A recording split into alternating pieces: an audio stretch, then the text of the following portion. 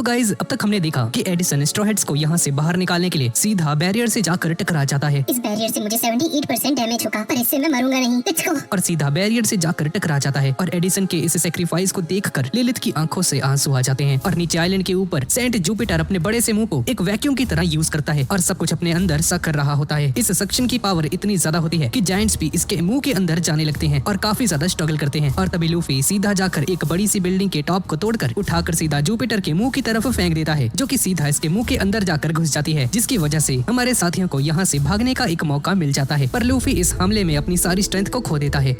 मैं बूढ़ा हो रहा हूँ। इसकी गियर 5 फॉर्म लूज हो जाती है और भूखा और कमजोर हो जाता है इस गियर 5 की साइड इफेक्ट की वजह से। तुम्हें क्यों हो गया? भाई मुझे भूख लगी है, मुझे खाना दो यार, मैं आउट ऑफ फूड एनर्जी हो चुका हूँ। ये तुम हकारी को खाओगे क्या? ये हकारी क्या है? और इसकी स्मेल भी काफी ज्यादा गंदी होती है। ये स्मेल कैसी ही? और लूफी अपने नाक की छेद को बंद कर लेता है। ये लपोव का इमरजेंसी फूड है। तुम्हारा शुक्रिया। और लूफी ना चाहते हुए भी इस बदबूदार मांस के टुकड़े को खा लेता है, पर इस खाने से लूफी को बहुत ज्यादा एनर्जी मिल जाती है। यार ये तो बहुत ही गंदा था, पर इसने मुझे काफी ज्यादा एनर्जी दे दी है, शुक्रिया दोस्तों। पर तभी हमारे साथियों के पीछे सेंट वर्करी आ जाता है, पर क्योंकि लूफी के अंदर अब दोबारा से एनर्जी आ चुकी है तो आसमान में जाकर अपने गियर 3 का यूज करता है, गम गम रेड रॉक, और वारकरी के सर के ऊपर अटैक कर देता है। पर इस अटैक की वजह से लूफी के हाथ में ही बहुत ज्यादा पेन होने लगता है।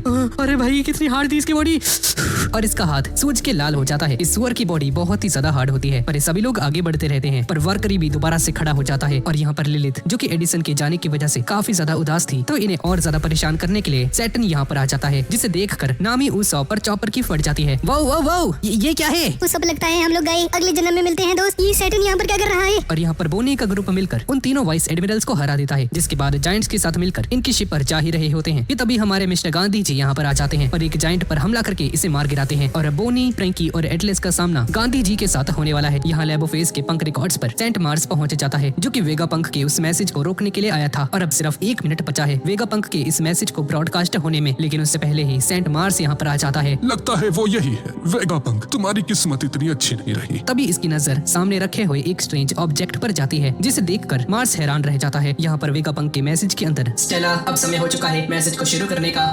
ठीक है चलो इसे शुरू करते हैं। वैसे मैं कहाँ पर था? सर आपने अभी तक बस खुद को इंट्रोड्यूस किया था। और यहाँ पर सेंट मार्स पंख रिकॉर्ड्स के अंदर वेगा पंख के असली दिमाग यानी कि पंख रिकॉर्ड्स को देखकर शॉक हो जाता है। वेगा पंख, तुम्हारे मरने के बाद भी तुम्हारा दिमाग हमेशा जिंदा रहेगा। और वेगा पंख के डेविल फ्रूट की वजह से वेगा पंख अपने दिमाग के अंदर जितनी ज्यादा इंफॉर्मेशन स्टोर करता है, इसका दिमाग उतना ही ज्यादा बड़ा होता जाता है। इसलिए वेगा पंख ने अपने दिमाग को काटकर एक सेपरेट जगह यानी कि पंख रिकॉर्ड्स में स्टोर कर दिया था। तुम्हारे लिए मौत का मतलब क्या है और तुम्हारी चेतना कहाँ पर है? यहाँ पर वेगा पंख अपने मैसेज को कंटिन्यू करता है और पाइथागोरस वेगा पंख से कहने लगता है कि क्या दुनिया को इस मैसेज पर भरोसा भी हो पाएगा क्या? ये मैसेज दुनिया को एक साथ लाने के लिए ही ब्रॉडकास्ट किया जा रहा है। यहाँ पर उसॉप के बर्थ प्लेस पर हम 3 बच्चों को देखते हैं, जो कि वेगा पंख के मैसेज को लाइव देखने के लिए काया के घर के अंदर वीडियो ट्रांसपोंडर स्नेल्स की रिक्वेस्ट करते हैं, पर इनकी विलेज में किसी के भी पास वीडियो ट्रांसपोंडर स्नेल नहीं होता है। कोई बात नहीं बच्चों, हम इस मैसेज को सुन के ही काम चला लेंगे। डॉक्टर वेगा पंख ने मेडिसिन की फील्ड में इस दुनिया में काफी बड़ी क्रांति लाई है। और रिवर्स माउंटेन ट्विन केप के पास हम बबून और क्रॉकस को देखते हैं। ये दोनों भी इस मैसेज को सुन रहे हैं। और वेगा पंख के बर्थ प्लेस यानी कि फ्यूचरलैंड बाल्टीमोर के ऊपर यहाँ के सभी लोग भी वेगा पंख के इस मैसेज को देख रहे थे। पापा, क्या वेगा पंख का जन्म इसी आइलैंड पर हुआ था? जिस पर इसके फादर इसे बताते हैं कि हाँ। तो क्या इसी ने कुछ समय पहले इस आइलैंड पर वो तबाही मचाई थी? अरे नहीं बच्चे, वो तो फ्रैंकी था। वो अब एक शिप में ट्रांसफॉर्म हो चुका है, क्योंकि फ्रैंकी के वांटेड पोस्टर के ऊपर 1000 सनी की फोटो लगी हुई होती है। और बर्डी किंगडम जहाँ पर चॉपर अपनी मेडिसिन की ट्रेनिंग करने के लिए गया था, जहाँ आदिवासी लोग इसको सूप बनाने वाले थे, यहाँ के सभी लोग भी बात करते हैं। और वेगा पंख जरूर आधुनिक विज्ञान के पिता होंगे, जिसने अपनी वैज्ञानिक दृष्टिकोण से काफी सारे खतरनाक हथियार बनाए थे। पायरेट आइलैंड के ऊपर भी सभी लोग इसके मैसेज को सुनने के लिए एक्साइटेड होते हैं और अपने मैसेज में वेगा पंख पूरी दुनिया को बोलता है, क्या आप सभी लोग मुझे सुन पा रहे हैं क्या? Hello hello. पर वेगा पंख के इस मैसेज को रोकने के लिए उस ट्रांसपोंडर स्नेल को अपने पैरों से कुचल देता है, लेकिन इसे पता चलता है कि ये तो एक मामूली सा ट्रांसपोंडर स्नेल था। और इसे तोड़ने के बावजूद वेगा पंख का मैसेज ब्रॉडकास्ट होना बंद नहीं होता है। ये देखकर मार्स का दिमाग खराब हो जाता है। तुमने तो हमें बीब बना दिया। और अपनी मॉन्स्टर्स फॉर्म में ट्रांसफॉर्म होकर पंख रिकॉर्ड्स के बाहर आ जाता है। हेलो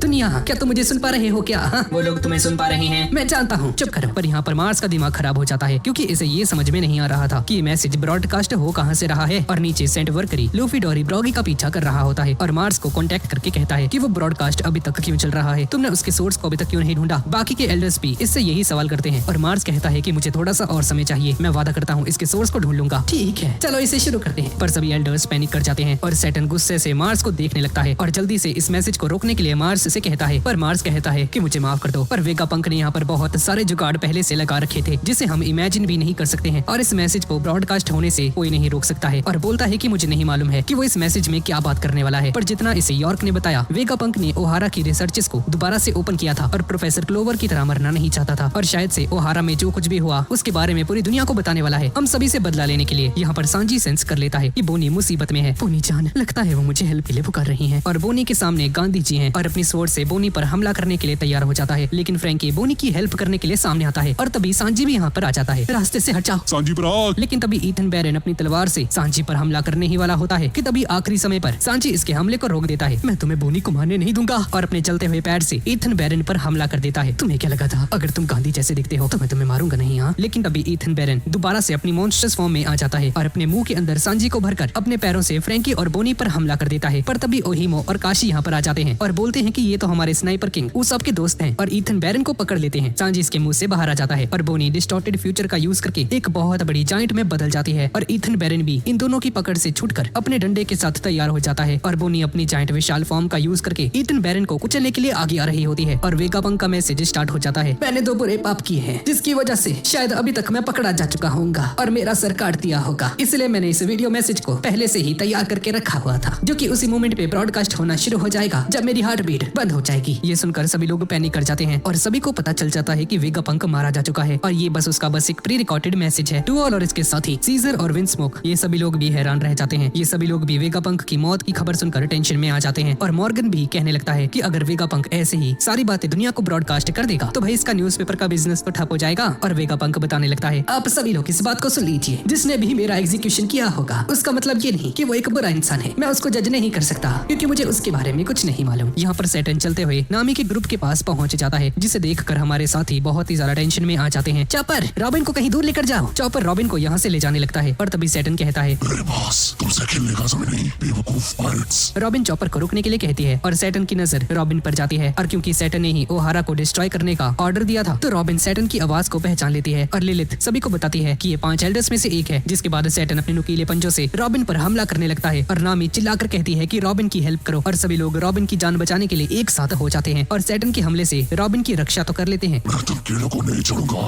मेरे रास्ते से हट जाओ। यहाँ पर सेंट वर्करी मार्स को कांटेक्ट करता है और पूछता है कि तुमने ब्रॉडकास्ट को अभी तक क्यों नहीं रोका भाई। सेंट जुपिटर भी कुछ भी डिटेक्ट नहीं कर पा रहा होता है और बोलता है कि मैं कभी सोच भी नहीं सकता था कि वो वेगापंक हमारे लिए इतनी बड़ी मुसीबत बन जाएगा। सभी नेवी की शिप्स एगहेड को डिस्ट्रॉय करने के लिए अपने हमले को जारी रखती हैं और तभी वेगापंक का मैसेज जो कि कंटिन्यू ब्रॉडकास्ट हो रहा था उसमें वेगापंक सभी को बताता है, अब मैं जो आपको बताने जा रहा हूँ उस पर शायद ही आप सभी को यकीन होगा और शायद से आपको ये बातें सुनकर हंसी भी आ सकती है, पर मुझे लगता है कि आप सभी को भी सच्चाई के बारे में मालूम होना चाहिए। और यहाँ पर यॉर्क जो कि खुद भी इस मैसेज को रोकने के लिए लैबोफेस के अंदर घूम रही होती है, ये सोचती है कि अगर ये मैसेज नहीं रुका तो ये कभी भी सेलेस्टियल ड्रैगन नहीं बन पाएगी। मैं भी तो एक वेगापंक ही हूँ ना, तो मैं उसे कहाँ पर छुपाती। और तभी मार्स डिटेक्ट करता है कि लैब के अंदर तो बहुत सारे ट्रांसपोंडर स्नेल्स हैं पर इस ब्रॉडकास्ट वाले मैसेज का सोर्स इनमें से कोई भी नहीं है। और मार्स बाकी के एल्डर्स से कहने लगता है कि क्या इस पूरे पावर प्लांट को ही डिस्ट्रॉय कर दूं क्या? और सैटर्न कहता है कि कर सकते हो, मुझे कोई फर्क नहीं पड़ता है, अगर कुछ नेवी शिप्स जलती हैं तो जलने दो, पर पंक रिकॉर्ड्स के डिस्ट्रॉय होने के बाद ये लोग मदर फ्लेम को दोबारा से कभी भी रिक्रिएट नहीं कर पाएंगे। और यहाँ पर वेगापंक सभी से कहता है, जिस दुनिया में आप सभी लोग रह रहे हैं वो पूरी की पूरी दुनिया बहुत ही जल्द समुद्र के नीचे डूबने वाली है। ये सुनकर सभी लोग पैनिक कर जाते हैं कि क्या इस दुनिया के सभी कॉन्टिनेंट्स समुद्र के अंदर डूबने वाले हैं। पूरी दुनिया के लोग इस स्टेटमेंट को सुनकर टेंशन में आ जाते हैं और तभी 5 एल्डर्स वेगापंक की इस बात को सुनकर बहुत ही ज्यादा गुस्से में आ जाते हैं। नेवी के हेडक्वार्टर्स में भी सभी लोग वेगापंक की इस बात को सुनकर इस पर भरोसा ही नहीं कर पा रहे थे कि भाई पूरी दुनिया समुद्र के नीचे कैसे डूब सकती है, ये कैसे हो सकता है। सभी लोग इस बात को एक्सेप्ट करने से मना कर देते हैं और बोलते हैं कि वेगापंक अब अपनी मौत का फायदा उठाकर कुछ भी बक रहा है, बुढ़ा सटिया चुका है। वाटर 7 के अंदर पाउली सभी को बताता है कि इससे लगता था कि इसका देश अकेला ही है जो कि धीरे धीरे समुद्र के नीचे डूबता जा रहा है, पर जल्दी ही पूरी दुनिया के साथ ऐसा होने वाला है। और जिस तरह की लहरें अभी समुद्र में उठ रही हैं, ये कोई नॉर्मल लहरें नहीं है। यहाँ under water prison ample town के अंदर हम सदियों के बाद डोफ्लामिंगो को देखते हैं जो कि मैकलन से कहता है, ये कितनी गजब बात है ना, ये एम्पल टाउन भी डूबने जा रहा है। ये तुम्हारी जिम्मेदारी है मैकलन कि तुम मुझे सुरक्षित रखो। कुछ मीटर पानी से ही समुद्र का स्तर अगर थोड़ा सा भी बढ़ता है तो सभी लोग पैनिक कर जाएंगे। तो कितने मीटर पानी चाहिए होगा इस पूरी दुनिया को डुबाने के लिए? हाँ, अगर समुद्र का पानी सिर्फ 5 मीटर से ऊपर बढ़ जाता है तो उसी से काफी सारे शहर तबाह हो जाएंगे, इसलिए हमें भी किसी ऊंची जगह पर जाना चाहिए। एगहेड आइलैंड के ऊपर नेवी ऑफिसर्स कहते हैं कि ये वेगापंक दुनिया का सबसे महान साइंटिस्ट है। अगर वो ये सारी चीजें झूठ भी कह रहा है तो इस झूठ से भी पूरी दुनिया में हाहाकार मच सकता है। और इस ब्रॉडकास्ट मैसेज के शुरू होने की वजह से 5 एल्डर्स बहुत ही ज्यादा पैनिक कर जाते हैं और अपना सारा गुस्सा स्ट्रॉ हेड्स के ऊपर उतारने वाले होते हैं, जहाँ सैटर्न के सामने नामी का ग्रुप होता है और गांधी जी के सामने बोनी का ग्रुप होता है और सेंट वर्करी अभी भी लूफी डॉरी और ब्रॉकी के पीछे पड़ा होता है। और वेगापंक सभी को बताता है कि एक बहुत ही बड़ा बड़ा अर्थक्वेक इस पूरी दुनिया में आएगा, जिससे कि पूरी दुनिया हिल जाएगी। और जैसा कि हमने पहले के पार्ट्स में देखा था, जहाँ पर एक बहुत ही बड़ा अर्थक्वेक आया था, किसी को भी इसकी बातों पर भरोसा नहीं हो रहा था। पर इस अर्थक्वेक की बात सुनकर सभी लोग अचानक से वेगापंक की बातों को सुनने लगते हैं। उस भूकंप की वजह से पूरी दुनिया में जो सी का लेवल है वो कुछ मीटर तक बढ़ जाएगा, जिसकी वजह से इस दुनिया के कुछ शहर तबाह हो जाएंगे और साथ ही साथ आइलैंड के बीचेस भी पूरी तरह से ध्वस्त हो जाएंगे। लेकिन अगर ऐसा कुछ भी नहीं होता है तो तुम मेरे आगे की बातों को इग्नोर कर सकते हो, पर अगर इनमें से कुछ भी सच हो जाता है तो मैं अब तुम्हें जो बताने वाला हूँ उस पर ध्यान देना, क्योंकि वो अर्थक्वेक नेचुरली नहीं आया था। वेगापंक की ये सारी बातें सुनकर सैटर्न का दिमाग खराब हो जाता है। वेगापंक, इस बुढ़े को कोई चुप कर रहा हो, अब एक शब्द और मत कह देना। जिसके बाद नामी, ब्रूक, लिलिथ और ऊसॉप मिलकर सैटर्न पर एक एक करके हमला करना शुरू कर देते हैं। लेकिन इनके हमलों से सैटर्न को कुछ ज्यादा नहीं होता है और उल्टा इन पर ही हमला करना शुरू कर देता है। और वेगापंक आके बताता है कि इसने अपनी जिंदगी में बस शांति चाहिए है। और सैटर्न स्ट्रॉ हेड्स को किनारे करके पावर प्लांट की तरफ दौड़ता हुआ आगे बढ़ता है। और इसके हमले की वजह से स्ट्रॉ हेड्स नीचे गिरने ही वाले थे, पर रॉबिन अपने डेविल फ्रूट की ताकत का यूज करके सभी को बचा लेती है। सैटर्न मार्स से पूछता है कि भाई इस जन्म में कर लेगा तू ये काम, जिस पर मार्स बोलता है कि नहीं हो पाएगा सर। और सैटर्न खुद पावर प्लांट के अंदर जाने का डिसाइड करता है। इस मार्स से कुछ नहीं होने वाला, मैंने अपनी पूरी जिंदगी बस शांति चाहिए और यही मेरी सबसे पहली गलती थी। और मैंने एक अनलिमिटेड एनर्जी सोर्स को बनाने की ख्वाहिश रखी थी, जिससे कि इस पूरी दुनिया की प्रोग्रेस को काफी ज्यादा हेल्प मिल जाती, जो कि है मदर फ्लेम। और ये मदर फ्लेम पावर प्लांट के अंदर रखी हुई है। और सैटर्न मदर फ्लेम के सामने पहुंच जाता है और इसके सामने रखे हुए ट्रांसपोंडर ट्रांसमिशन स्नेल को डिस्ट्रॉय कर देता है। लेकिन इसके बावजूद भी वेगापंक का मैसेज स्टॉप नहीं होता है और बोलता है कि इस एनर्जी सोर्स को क्रिएट करने के लिए ये सूरज की एनर्जी के काफी ज्यादा क्लोज पहुंच चुका था। अब इस मैसेज को रोकने के लिए मार्स और सैटर्न एक प्लान तैयार करते हैं कि अब ये हर एक ट्रांसमिशन स्नेल को डिस्ट्रॉय कर देंगे। और वेगापंक बताता है कि अब मैं आप सभी को सारी चीजें ऑर्डर में एक्सप्लेन करना शुरू करता हूँ कि आखिर इस दुनिया के साथ आगे क्या क्या होने वाला है। और हमारा एंशिएंट रोबोट एमेथ लगातार लूफी की तरफ आगे बढ़ता जा रहा है और इस पर नेवी के किसी भी हमले का कोई भी असर नहीं हो रहा होता है। और वेगापंक बताता है कि आज से 800 से 900 साल पहले एक वॉइड हिस्ट्री टाइम का एक टाइम पीरियड मौजूद था। और जब वेगापंक ये सारी बातें बताने लगता है, मैरिजोआ के ऊपर सभी सेलेस्टियल ड्रैगन्स नेवी को इस मैसेज को रोकने के लिए कहते हैं। इस पीरियड को वॉइड सेंचुरी इसलिए कहा जाता है क्योंकि इससे रिलेटेड सारी इंफॉर्मेशन को इतिहास से मिटा दिया गया था। और वॉइड सेंचुरी की हिस्ट्री को जानने का बस एक ही रास्ता है, वो है पास्ट के लेटर्स को पढ़ना, जिन्हें हम पोनिग्लिफ्स कहते हैं, जो कि इस वक्त पूरी दुनिया में अलग अलग जगह पर फैल रखे हैं। यहाँ ऑरेंज टाउन के अंदर एक छोटी बच्ची अपने पिता को बताती है कि आज से बहुत साल पहले दुनिया के 20 बड़े किंग्स ने एक साथ मिलकर वर्ल्ड गवर्नमेंट को क्रिएट किया था। पोनिग्लिफ्स को डिसाइफर करना गवर्नमेंट की तरफ से स्ट्रिक्टली बैन किया गया है, लेकिन एक सरकारी वैज्ञानिक होने के बावजूद भी मैंने ऐसा करने के लिए अपने हाथों को आगे किया और यही मेरी दूसरी सबसे बड़ी गलती थी। मैंने उन सभी बुक्स को स्टडी किया जो कि ओहारा के लोगों ने प्रिजर्व करके रखी हुई थी और बहुत सारे पोनिग्लिफ्स को भी डिसाइफर किया और अपनी रिसर्च को जितना हो सके उतना ज्यादा आगे तक लेकर गया। और उस चीज का मुझे एक सेकंड भी रिग्रेट नहीं हुआ, क्योंकि हमारा इतिहास से ही हमारी आगे की कहानी लिखता है। एडिसन नीचे एक लैब के अंदर जाकर एक कंटेनर के लीवर को ओपन कर देता है और जी हाँ गाइस, ये हमारा नहीं है। और उस लीवर के नीचे करने की वजह से काफी सारी गैस बाहर निकलने लगती है। जितना मुझे पता चला है ये एक अधूरी कहानी है वॉइड सेंचुरी के बारे में, और इसे पूरा करने के लिए मैं कोई तुक्का नहीं मारने वाला हूँ। अब मैं आप सभी को बस वही चीजें बताने वाला हूँ जिसके ऊपर मुझे पूरा भरोसा है, और जो फैक्ट्स हैं, जो कहानी मैं आप सभी को बताने वाला हूँ, उसका लीड कैरेक्टर आज से 900 साल पहले दुनिया के सबसे एडवांस्ड किंगडम के अंदर पैदा हुआ था। और ऐसा माना जाता है कि ये कैरेक्टर अपनी इलास्टिक बॉडी से लड़ता था, बिल्कुल सन गॉड नीका की तरह, जो कि एल्बाफ की मिथोलॉजी बुक्स का एक कैरेक्टर था। और उसका नाम था जॉय बॉय, जो कि दुनिया का सबसे पहला पायरेट था। यहाँ पर लूफी सेंट वर्करी के ऊपर एक जोरदार हमला करता है, लेकिन इस पर इसी का हाथ जल जाता है। और गाइस, ये पहली बार था जब पूरी दुनिया को जॉय बॉय के बारे में मालूम चलता है। ये सुनकर सभी लोग शॉक्ड रह जाते हैं और वानो कंट्री के अंदर सभी लोग इस मैसेज को सुन रहे होते हैं। और मोमो बताने लगता है कि हाँ, जॉय बॉय भी एक पायरेट था और वो भी बिल्कुल लूफी के ही जैसा था। और सभी लोग लूफी से दोबारा से मिलने के बारे में सोचने लगते हैं। नेवी की नेवल G4 ब्रांच के अंदर डेमालो ब्लैक, जो कि एक नकली किड पायरेट के रूप में है, अभी जेल के अंदर कैद है। और वेगापंक बताता है कि इसने बहुत थोड़े से ही पोनिग्लिफ्स को रीड किया था, जिसमें एक बहुत बड़ी जंग के बारे में लिखा गया था। और उस वॉर में जॉय बॉय ने करंट टाइम की जो वर्ल्ड गवर्नमेंट है उसके खिलाफ लड़ाई की थी। और जैसे जैसे वेगापंक की सारी बातें दुनिया को बता रहा होता है, एल्डर्स का गुस्सा बढ़ता जाता है। और वेगापंक बताता है कि उस वॉर के अंदर 20 बहुत बड़े देशों ने एक साथ मिलकर एक टेम्पररी अलायंस को बनाया था। और ये सिर्फ इसलिए हो सकता है क्योंकि जॉय बॉय की पार्टी बहुत ही ज्यादा स्ट्रॉन्ग थी, इसलिए सब लोगों को एक साथ उसके खिलाफ आना पड़ा। वैसे तो इस वॉर का जो मेन कारण था उसके बारे में पता नहीं लगा पाया है, पर ये कोई अच्छाई या फिर बुराई की लड़ाई नहीं थी, बल्कि दो विचारधाराओं के बीच में एक संघर्ष था। और जिस किंगडम में जॉय बॉय का जन्म हुआ था वो सिविलाइजेशन आज से 900 साल पहले भी काफी ज्यादा एडवांस थी। और जो आइलैंड के ऊपर कैरेट जॉय बॉय का नाम सुनकर बताती है कि इसका कनेक्शन जुनीशिया के साथ हो सकता है। और वेगापंक आगे बताता है कि उस सेंचुरी के दौरान जिन भी वेपन्स को यूज किया गया था वो आज की साइंस के लिए भी रिक्रिएट करना काफी ज्यादा मुश्किल है, यहाँ तक कि मेरे जैसा एक जीनियस भी ऐसा नहीं कर सकता है। और इसी वजह से बहुत सारी दिक्कतें शुरू हो जाती हैं। यहाँ पर नामी की ग्रुप की तरफ जराज में ब्रूक इन दोनों को आवाज लगाता है। तभी नामी की नजर साइड में बादलों पर जाती है और नोटिस करती है कि जो बादल हैं वो आगे की तरफ स्ट्रेच होना शुरू हो चुके हैं। ये जरूर एडिसन ने ही किया होगा दोस्तों, वो हम सभी की हेल्प करना चाहता था। इन बादलों की मदद से हम सुरक्षित समुद्र के पानी के अंदर लैंड कर जाएंगे। ये देखकर सभी लोग खुश हो जाते हैं कि अभी लोग फाइनली यहाँ से एस्केप कर सकते हैं। और नीचे एडिसन कहता है, चाहे कुछ भी हो जाए, स्ट्रॉ हेड्स तुम इस आइलैंड से बाहर निकलना ही होगा और किसी भी हालत में सरकार के हाथों पकड़े मत जाना। लैबोफेज के अंदर हम स्टसी को देखते हैं जो कि उस बैरियर को डीएक्टिवेट करने की कोशिश कर रही होती है। तभी एडिसन इसे कॉल लगाता है और इससे कहता है कि जल्दी से उस बैरियर को डीएक्टिवेट करो और यहाँ से भाग जाओ। नहीं, मैं स्टोहेड्स को पीछे छोड़कर नहीं जा सकती हूँ एडिसन। बैरियर अब यूजलेस हो चुका है क्योंकि वो लोग जिन्हें बैरियर नहीं रोक सकता है वो लोग ऑलरेडी लैबोफेज के अंदर इन्वेड कर चुके हैं। पर सैटर्न और मार्स अपनी हॉकी का यूज करके पूरे लैबोफेज के अंदर मौजूद एक एक करके सभी ट्रांसपोर्टर स्नेल्स को खत्म करते जा रहे हैं। मुझसे जो कुछ भी हो सकता था मैंने वो सब कुछ किया, इसके आगे का वो लोग मैनेज कर लेंगे। और स्टसी कहती है कि अगर वो लोग यहाँ से नहीं निकल पाए तो स्टेला बहुत ही गुस्सा हो जाएंगे। स्टेसी, बस यहाँ से बाहर चली जाओ। और स्टसी कहती है कि अब क्योंकि स्टेला मर चुका है तो अब इसके पास जीने की कोई वजह नहीं बची है। इसे तो ये भी नहीं मालूम है कि अब इसे किसके लिए जीना है। यहाँ पर नामी जिम्बे को कांटेक्ट करती है और जिम्बे बताता है कि ये बहुत ही जल्द वहाँ पर पहुँच जाएंगे। अबे जिम्बे, सॉरी बोलने की कोई जरूरत नहीं, हम अपनी पूरी ताकत लगा रहे हैं। अबे ओ जोरो, तूने कुछ कहा क्या अभी? छोटी बच्ची, तुझे तो बाद में देखूंगी, जल्दी यहाँ पर आओ। नेवी की शिप्स ने नॉर्थ ईस्ट कोस्ट में आना शुरू कर दिया है और मैं ये नहीं चाहती कि जैसे ही हम लोग पानी के अंदर लैंड कर जाएं नेवी हम पर हमला कर दे। इसलिए जिम्बे अपनी स्पीड को बढ़ा लेता है। यहाँ पर जायंट्स की शिप के ऊपर हम एटलस को देखते हैं जो कि वेगापंक की बॉडी को इस जगह पर रखकर बहुत ही गुस्से से आइलैंड की तरफ निकल जाती है। और जायंट्स की शिप के सामने गांधी जी का सामना सांची और बाकी सभी लोग कर रहे होते हैं, पर ईथन बैरन इन सभी को बहुत ही आसानी से हरा रहा होता है। पर तभी ओहिमो और काशी गांधी जी की पूंछ को पकड़कर बोनी के साथ अटैक करने की कोशिश करते हैं, पर ईथन बैरन इन सभी को एक ही बार में हरा देता है और बोनी पर सीधा अपनी तलवार से हमला करने के लिए आगे बढ़ जाता है। लेकिन फ्रैंकी आखिरी समय पर यहाँ पर आकर बोनी की जान बचा लेता है, जिसके बाद ईथन बैरन हमारे साथियों को इग्नोर करके सीधा लैबोफेज की तरफ जाने लगता है। वॉइड सेंचुरी का अंत जॉय बॉय की हार के साथ हुआ था।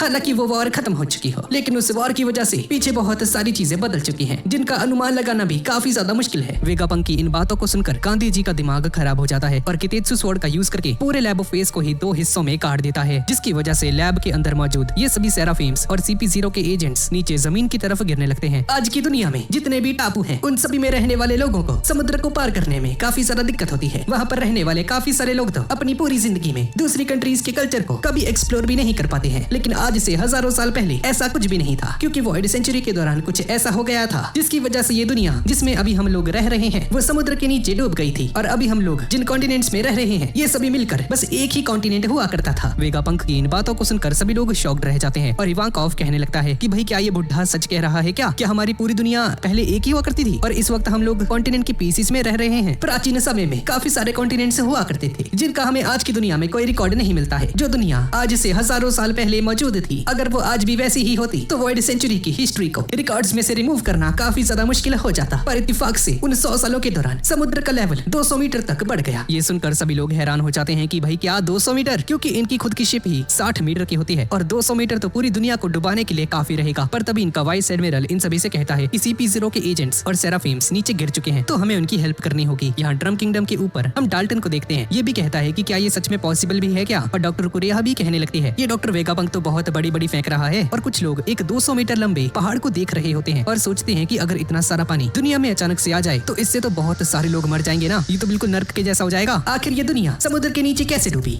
ये कोई नेचुरल डिजास्टर नहीं था बल्कि एक इंसानी डिजास्टर था जिसे कि इंसान ने बनाया था। अगर वो इंसिडेंट कोई नेचुरल डिजास्टर होता तो वो बार बार होता ही रहता, जिसकी वजह से पूरी दुनिया को काफी सारी सेंचुरीज में काफी ज्यादा नुकसान होता। क्लाइमेटोलॉजी, जियोलॉजी, इन्वायरमेंटल साइंटिस्ट और एटमॉस्फेरिक साइंस ने भी ये एविडेंस शो किया है कि वो डिजास्टर कोई ऐसा वैसा डिजास्टर नहीं था जो कि 100 सालों में शांत हो जाता। इसलिए इसका रूट कॉज कुछ और ही है। और जब मैंने पूरी दुनिया में समुद्र के तरक्की बढ़ने को प्रेडिक्ट किया था तब मुझे उसके कारण और क्रिटिकल फैक्टर्स के बारे में पता चला। जिन एंशिएंट वेपन्स का यूज करके 800 साल पहले दुनिया को समुद्र के नीचे डुबाया गया वो आज भी एग्जिस्ट करते हैं और वो सभी वेपन्स इंतजार ही कर रहे हैं कि उन्हें दोबारा से एक्टिवेट किया जाए। और जो ग्रेट वॉर वॉइड सेंचुरी के अंदर शुरू हुई थी वो अभी तक खत्म नहीं हुई है। और ईमू भी ये सारी बातें सुन रही होती है और हैरान रह जाती है। पूरी दुनिया के लोग ये बातें सुनकर हैरान हो जाते हैं कि वो एंशिएंट वेपन्स अभी तक एग्जिस्ट करते हैं और जो फाइट 800 साल पहले शुरू हुई थी वो आखिर अब तक कैसे कंटिन्यूड है भाई। और ईमू अपने सामने दीवार के ऊपर टंगी हुई एक पेंटिंग को देखती है और ये औरत कौन है इसके बारे में हमें आगे पता चलेगा। शायद वीवी की फैमिली से ही बिलोंग करती है। वेगापंक पूरी दुनिया से माफी मांगता है। मैं चाहता हूँ कि आप सभी को भी इसके बारे में मालूम पड़े। यहाँ पर पोई पोई वीवी के गुम हो जाने का गम मना रहा होता है। बेचारा नादानी से पता ही नहीं है। और आगे वेगापंक बताता है कि एक ऐसी पावर सोर्स को क्रिएट करना चाहता था जिससे कि वर्ल्ड की फ्यूचर ग्रोथ को काफी ज्यादा पुश मिले। हालांकि इसका ये प्रोजेक्ट अभी भी इनकम्प्लीट होता है, लेकिन फिर भी मदर फ्लेम की रिसर्च के बाद वो एक ऐसी स्टेज पर पहुंच चुका था कि पूरी दुनिया उसका प्रैक्टिकल यूज कर सके। और मदर फ्लेम एक ऐसी पावर सोर्स थी जिसे कि हर कोई यूज कर सकता था। हालांकि मदर फ्लेम का एक हिस्सा कुछ दिनों पहले चोरी हो गया था और वो मेरी ही गलती है। एडिसन के पास स्टेसी का कॉल आता है और इससे पूछती है कि भैया धमाके की आवाज आई थी, ये कहाँ से आई थी। पर एडिसन इसे बताता है कि लैबोफेज के अंदर मौजूद साइपरफुल एजेंट्स और सभी सेराफिम्स नीचे जमीन पर आकर गिर चुके हैं ईथन बैरन के हमले की वजह से। और एडिसन बताता है कि उन 5 एल्डर्स में से एक और पागल बुढ़ा ऊपर और लेबोफेस में पहुंच चुका है। स्टेसी प्लीज वहाँ से भाग जाओ, तुम्हारी जान को खतरा है। एडिसन क्या ये सही रहेगा अगर मैं काकू को रिलीज कर दूं? तुम्हें जैसा ठीक लगता है तुम वैसा कर सकती हो स्टेसी, बस मरना मत। और आगे वेगापंक बताता है कि आज से 2 हफ्ते पहले मदर फ्लेम का एक हिस्सा चोरी किया गया था और उसके अगले ही दिन हमें लिलुशिया किंगडम पर हुए हमले के बारे में पता चला, जिस हमले में लिलुशिया किंगडम पूरी तरह से तबाह हो गया था। और इसी इंसिडेंट के कुछ समय के बाद हम सभी ने इस पूरी दुनिया में एक बहुत बड़ा अर्थक्वेक देखा। और ऐसी खतरनाक ताकत सिर्फ मदर फ्लेम ही जनरेट कर सकती है, जिस मदर फ्लेम को मैंने इन्वेंट किया था लोगों की भलाई के लिए। उसी पावर सोर्स का यूज करके एक एंशिएंट वेपन को दोबारा से रीएक्टिवेट किया गया है और ये मुझे नहीं मालूम कि ये काम किसने किया है, पर इस इंसिडेंट की वजह से जिन लोगों की भी जान गई है उसके लिए मुझे माफ कर दीजिएगा। और वेगापंक यहाँ पर लिलुशिया किंगडम पर हुए हमले को लेकर पर्सनली खुद को रिस्पॉन्सिबल मानता है और पूरी दुनिया से इसके लिए माफी भी मांगता है और बताता है कि जिस आर्टिफिशियल इंसिडेंट ने पूरी दुनिया को कभी डुबा दिया था अब ये साबित हो चुका है कि ये सब कुछ एक्चुअल में पॉसिबल है। और यहाँ पर लैंड ऑफ वानो के अंदर ये सारी बातें सुनकर मोमो सोचता है कि कहीं प्लूटोन भी उन एंशिएंट वेपन्स में से एक तो नहीं है ना, पर किनेमो ने, लेकिन किनेमो ने से चुप करा देता है। और वेगापंक बताता है कि इन सभी एंशिएंट वेपन्स को जॉय बॉय ने किसी तरह से आगे की जनरेशंस को पास किया, पर उसने ऐसा क्यों किया? क्या वो ये चाहता था कि बची हुई दुनिया भी दोबारा से समुद्र में डूब जाए? हाँ, आखिर इस स्टोरी में कौन अच्छा है और कौन बुरा? हाँ, इसका जवाब मैं नहीं जानता। यहाँ पर सेनगोकू वेगापंक के इस मैसेज को सुनकर बहुत सारे बिस्किट्स ठूसता जा रहा था और शुरू इससे कहती है कि भाई धीरे ठूस ले, साले 10 जन्मों से भूखा है क्या, मर जाएगा साले, इतने खा रहा है, जो कि आगे चल के इसके साथ हो भी जाता है। अटका लिया भाई गले में बिस्किट। और वेगापंक सभी को वार्न करता है कि एग्जैक्टली ये दुनिया कब डूब सकती है, पर वॉइड सेंचुरी के ऐसे बहुत सारे सीक्रेट्स हैं जो कि अभी तक किसी को मालूम नहीं है, लेकिन कुछ लोग ऐसे भी हैं जिन्हें इसके बारे में सारी सच्चाई मालूम है और वो है king of the pirates crew. और जब पूरी दुनिया इस बात को सुनती है कि वॉइड सेंचुरी के सीक्रेट्स को पायरेट्स जानते हैं तो सभी लोग हैरान हो जाते हैं और बोलते हैं कि ये पूरी दुनिया के सीक्रेट्स पायरेट्स के हाथों में क्या कर रहे हैं, ये तो बहुत ही ज्यादा डेंजरस है। यहाँ पर यॉर्क सोच रही होती है कि भाई स्टेला को इस बात के बारे में पता कैसे चला कि उसने मदर फ्लेम का कुछ हिस्सा चुरा लिया था, क्योंकि यॉर्क ने उसकी मेमोरी सिंक को बंद करके रखा हुआ था। और यहाँ पर यॉर्क, जिसके अंदर अभी वेगापंक का ही दिमाग है, और ज्यादा गहराई से सोचने लगती है और 5 एल्डर्स को कांटेक्ट करके बताती है कि मुझे पता चल चुका है कि वो ट्रांसमिशन ट्रांसपोंडर स्नेल अभी कहाँ पर है, और बताती है कि वो नीचे फेब्रियो फेस के अंदर है और उस विशाल आयरन जायंट के अंदर मौजूद है जो कि है अहमद। यहाँ पर अहमद के ऊपर नेवी की सभी शिप्स मिलकर हमला कर रही होती हैं, पर इस पर कोई भी असर नहीं होता है और अभी इसी के अंदर वो ट्रांसपोंडर स्नेल है। और वेगापंक आगे बताता है कि पायरेट किंग के क्रू मेंबर्स को वॉइड सेंचुरी के सीक्रेट्स के बारे में पता चल चुका था, लेकिन इसके बावजूद भी उन लोगों ने किसी को कुछ नहीं बताया और सभी लोग अचानक से ही गायब हो गए। उन लोगों ने कुछ किया भी नहीं। इसके बाद हम शैकी को देखते हैं जो कि रेले से कहती है कि बेवड़े इतनी मत पी, मर जाएगा। और नशे में रेले कहने लगता है, अब तो मैं काफी ज्यादा बूढ़ा हो चुका हूँ और वेगापंक तुम बहुत ज्यादा बोल रहे हो,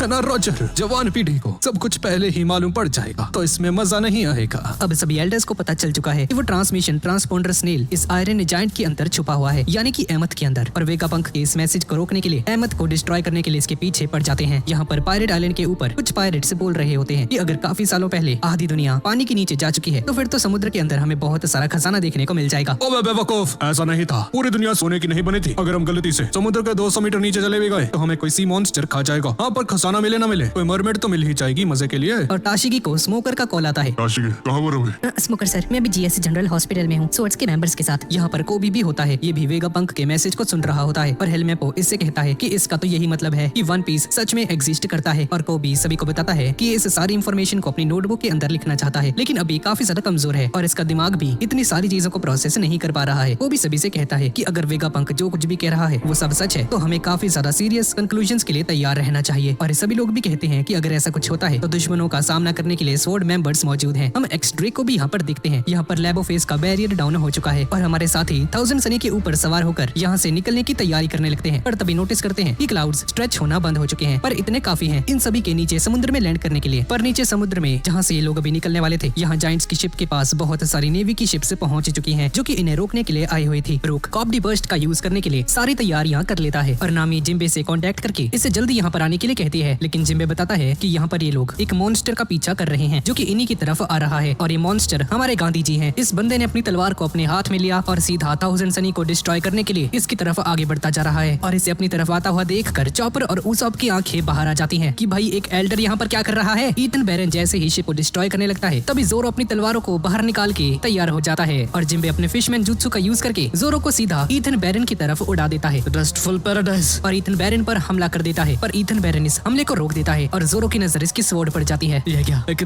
स्वॉर्ड। पर जोरो के हमले की वजह से ईथन बैरन दूर जाकर गिरता है और जोरो जिम्बे को गिरने से पहले ही कैच कर लेता है, जिसके बाद जोरो नामी को शिप को आगे बढ़ाने के लिए कहता है, हम आ जाएंगे, अब जल्दी यहाँ से निकला। नीचे नेवी की शिप्स जायंट की शिप्स पर हमला करते जा रही हैं और इनका मिशन यहाँ पर जायंट्स की शिप को डिस्ट्रॉय करना और लूफी की क्रू को एग हेड आइलैंड से एस्केप करने से रोकना होता है। और तभी बोनी कहने लगती है कि भाई स्टॉहेट यहाँ पर क्यों नहीं आया है। सांजी लूफी से कांटेक्ट करने की कोशिश करता है पर इसका सिग्नल आउट ऑफ रेंज आता है और जोर से चिल्लाकर लूफी का नाम लेता है सांजी। लूफी इसकी आवाज को सुन लेता है। सांजी बस आ गए यार, शिप को शुरू करो, हम लोग जल्दी ही पहुंच जाएंगे। और लूफी डोरी और ब्रॉगी के साथ शिप में सवार होने के लिए थाउजेंड सनी के पास पहुंचने ही वाला है। ओइमो और काशी की नजर डोरी और ब्रॉगी पर जाती है और शिप को स्टार्ट करके यहाँ से निकलने की तैयारी करने लगते हैं। और अब जवाबी हमले में जायंट्स भी नेवी की शिप पर हमला करना शुरू कर चुके हैं और डोबरमैन सभी शिप्स को ऑर्डर दे देता है कि अपने सारे काम धंधे छोड़कर इन जायंट्स की शिप को रोकने के लिए यहाँ पर आ जाओ। और हम वाइस एडमिरल ब्लू ग्रास को भी देखते हैं जो कि अपनी डेविल फ्रूट की ताकत का यूज करके वेगा पंख के एक सी वेपन को काबू में कर लेती है और एक लेजर बीम के हमले का यूज करके जायंट्स की शिप में एक बहुत बड़ा सा होल क्रिएट कर देती है। और वाइस एडमिरल डॉल भी काशी से मुकाबला करने के लिए आगे बढ़ जाती है और काशी इसके डेविल फ्रूट की ताकत के सामने काफी कमजोर पड़ता है और डॉल इस पर बहुत सारे मुक्के जड़ देती है और इसे समुद्र में नीचे गिरा देती है। और यहाँ पर लूफी देखता है कि सेंट वर्करी अचानक से इनका पीछा करना बंद कर चुका है। अरे वो सुअर का बच्चा कहाँ गया? और हमारा सुअर का बच्चा गया है अहमद को रोकने के लिए और 5 एल्डर्स अहमद के पास पहुंच चुके हैं इसे रोकने के लिए। और सभी 5 एल्डर्स इसे देखते ही पहचान जाते हैं कि ये वही आयरन जायंट है जिसने 200 साल पहले मैरी जोयस पर हमला किया था। और यहाँ पर वेगा पंख अपना आखिरी मैसेज डिलीवर करता है। ये मैसेज उनके लिए है जिनके नाम में डी मौजूद है, Ace, Luffy, Dragon, Garp, Marshall D Teach, Trafalgar D Law. और जैसे ही वेगा पंख डी नाम का मेंशन करता है पांचों एल्डर्स को बहुत ही ज्यादा गुस्सा आ जाता है। जिस किसी के नाम में भी डी मौजूद है तुम सभी में से किसी एक के अंदर। और यहीं पर वेगा पंख का मैसेज खत्म हो जाता है क्योंकि सेंट वर्करी ने अहमद के ऊपर एक जोरदार टक्कर मार दी थी जिसकी वजह से अहमद समुद्र में जाकर गिर जाता है। और इस हमले की वजह से इस एंशिएंट रोबोट के अंदर रखा हुआ वो ट्रांसमिशन स्नेल भी जिसकी वजह से वेगा पंख का मैसेज ब्रॉडकास्ट हो रहा था वो खराब हो जाता है। दुनिया के सभी लोग पैनिक कर जाते हैं और सभी लोग यही सोच रहे होते हैं कि भाई ये डी का मतलब क्या है। पांचों एल्डर्स और यॉर्क एक राहत की सांस लेते हैं और अहमद नीचे की तरफ गिरते हुए आ रहा होता है पर अपने साथ साथ काफी सारी नेवी शिप्स को भी लेकर डूब जाता है और समुद्र की गहराइयों में नीचे लगातार गिरते हुए जा रहा होता है। और समुद्र में गिरते हुए इसके आखिरी शब्द यही होते हैं, जूही बॉय तुम कहाँ हो? मैं तुम्हें देखना चाहता हूँ, मैं तुमसे मिलना चाहता हूँ, तुम तो यही थे ना जूही बॉय। ये बहुत ही अजीब बात है, बहुत ही ज्यादा अजीब बात है।